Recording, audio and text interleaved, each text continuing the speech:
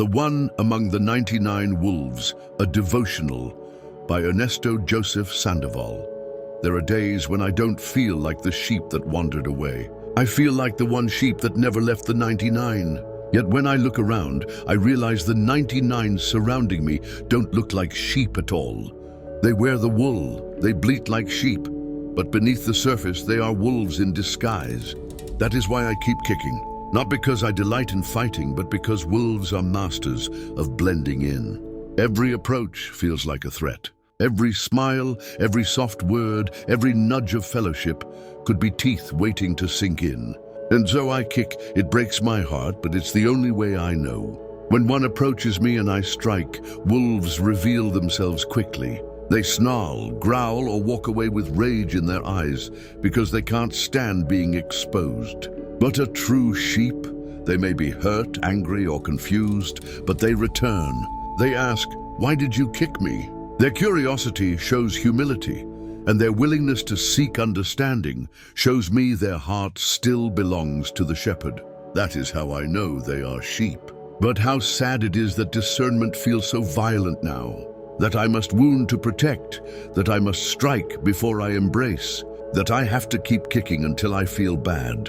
Not because of the wolves, but because of the chance I may have hurt one of my own. Wolves in wool. Jesus warned us about this very thing. Beware of false prophets who come to you in sheep's clothing, but inwardly they are ravenous wolves. Matthew 7:15. The tragedy is not that wolves exist, it is that they hide in plain sight. They worship alongside the sheep. They sing the songs, they wear the garments, they sit in the pews. And yet when the moment comes, their teeth still bear the flesh of the lambs they devour. And in these days, the wolves are multiplying. The pasture feels less like a sanctuary and more like a hunting ground. The lonely sheep, this is where the ache comes in.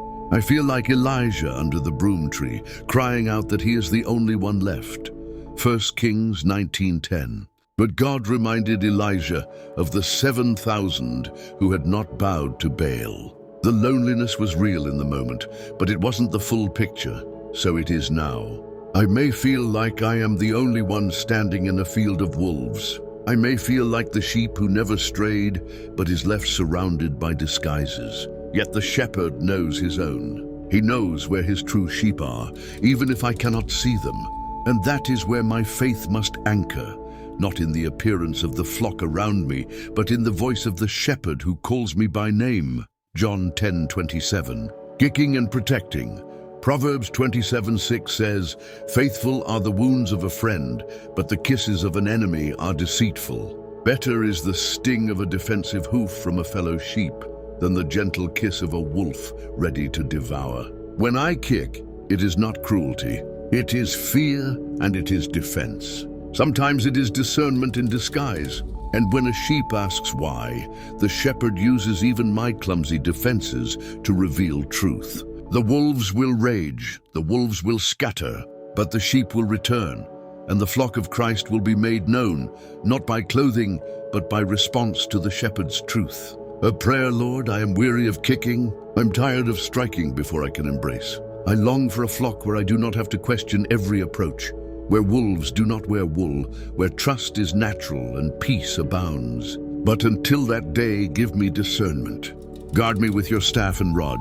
Teach me to recognize your voice above the noise of the impostors. And when I wound in fear, let the true sheep be drawn closer, not driven away. Keep me from bitterness, Lord. Let my loneliness be lightened by the reminder that I am never truly alone. For you are my shepherd, and you are with me in every pasture. Amen.